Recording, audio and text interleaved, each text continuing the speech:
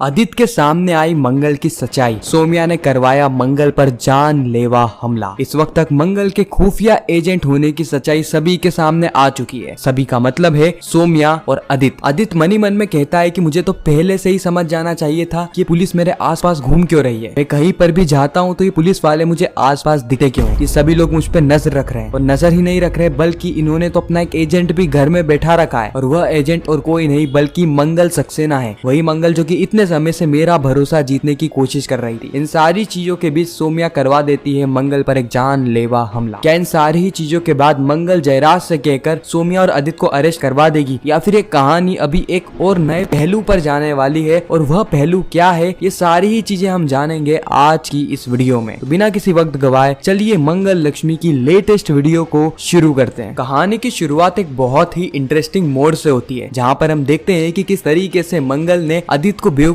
बनाकर आदित्य के नाक के नीचे से उस लाल डायरी को चुरा लिया है। उस लाल डायरी को अपने कब्जे में कर लिया है और इसी लाल डायरी के अंदर लिखा हुआ है आदित्य और उसकी पूरी ही गैंग का अगला प्लान, अगला टारगेट, साथ ही डेट, टाइम और कौन कौन लोग इस पूरे ही ऑपरेशन में शामिल होगा, सारी ही जानकारी इस लाल डायरी में लिखी हुई है। अब हम कुछ समय पहले जाते हैं जहाँ पर हमने देखा था कि किस तरीके से एसीपी जयराज ने मंगल को समझाया था और मंगल को कहा था कि वो आदित्य के पास रहने की कोशिश करे, उसका भरोसा जीतने की कोशिश करे। और इस ओर सोम्या ने भी आदित्य को साफ तौर पे कह दिया था कि आदित्य ये बात याद रखना कि मंगल बहुत ज्यादा चिपकू है, वह कोई ना कोई कोशिश करेगी जिससे कि उसे पहला स्वाद वापस मिल जाए। हो सकता है कि वो तुम्हारा भरोसा जीतने की भी कोशिश करे। अरे इस वक्त तक तो मानो सोम्या के हाथ में वह मंगल का सीक्रेट फोन भी लग चुका था, लेकिन जयराज ने मंगल को कहा था कि मंगल जी आप फटाफट उस फोन को ढूंढिए जो कि आपने खो दिया है और मुझे कांटेक्ट कीजिए। इसलिए मंगल तुरंत आदित्य को कॉल कर देती है जिससे कि सोम्या का ध्यान भटक जाता है और इस भटके हुए ध्यान के साथ सोम्या को यह जरूरी नहीं लगता कि वो मंगल के फोन को चेक करे और यही सोम्या की सबसे बड़ी गलती है, क्योंकि अगर सोम्या इस फोन को चेक कर लेती तो इस फोन के अंदर कई सारे सीक्रेट मैसेजेस जयराज ने मंगल को भेजे हुए थे आदित्य सक्सेना से रिलेटेड। और इतना ही नहीं बल्कि इस फोन में तो रिकॉर्डिंग भी होती है और रिकॉर्डिंग मंगल सेव करके रखती है ताकि आगे जाकर इनके ऑपरेशन में किसी भी चीज की कमी ना रह जाए। और अगर वह रिकॉर्डिंग सोम्या सुन लेती तो मानो बवाल हो जाता, मंगल का पर्दा फाश हो जाता। लेकिन भगवान की कृपा से इनमें से कुछ भी चीजें नहीं होती है और मंगल सेफली सुरक्षित तरीके से आदित्य के हाथ से वह डायरी ले लेती है। इस वक्त कहीं ना कहीं मंगल अपने घर वाले मामलों से भी उलझी हुई थी और सबसे बड़ा मामला था आरव का मामला, क्योंकि आरव तो मानो इतना बिगड़ेल लड़का है कि वह ईशाना की जिंदगी बर्बाद कर कर ही छोड़ेगा और मंगल इस बात को पहले से ही समझ चुकी है। लेकिन अब क्या ही कर सकते हैं क्योंकि वो मंगल की ही गलती थी कि मंगल आरव को घर में लेकर आई और आरव और ईशाना के बीच प्यार हुआ और बाद में ईशाना और आरव ने भागकर शादी कर ली। लेकिन अब मंगल अपनी गलती को सही करना चाहती है ईशाना और आरव का डाइवोर्स करा के। इस तरफ मंगल जयराज को सारी ही जानकारी दे देती है कि किस तरीके से उसने डायरी ले ली, उसने फोन भी ले लिया और इतना ही नहीं बल्कि डायरी में जितनी भी जानकारी लिखी हुई थी वो सारी ही जानकारी पहुंच जाती है जयराज तक। अब कहानी में कुछ इस तरीके से बताया है कि मंगल ढंग से जानकारी रीड कर नहीं पाई, लेकिन वास्तविक तौर पे मंगल ने पूरी जानकारी पढ़ ली थी और वह जानकारी मंगल ने दे दी है एसीपी जयराज को। और इसी के ही चलते एसीपी जयराज ने अपनी सीक्रेट टीम को काम पे लगा दिया है ताकि आने वाले आदित्य सक्सेना के ऑपरेशन को ये लोग अच्छे से मॉनिटर कर पाए और समय रहते इन सभी लोगों को रंगे हाथों पकड़ पाए, जिसके बाद यह मिशन कंप्लीट हो जाएगा, मंगल की जीत हो जाएगी। मंगल इस देश की बेटी ने देश को बचा लिया है यह कहने का अवसर हमें प्राप्त होगा। लेकिन ये कहानी इतनी आसान नहीं, क्योंकि आदित्य और सोम्या इतनी आसानी से मंगल को छोड़ेंगे नहीं और इतनी आसानी से यह लोग पुलिस के हाथ भी नहीं लगने वाले, खासकर सोम्या। खैर आपको क्या लगता है कमेंट सेक्शन में जरूर बताना। मैं मिलता हूँ किसी नेक्स्ट इंटरेस्टिंग वीडियो में, जब तक के लिए गुड बाय।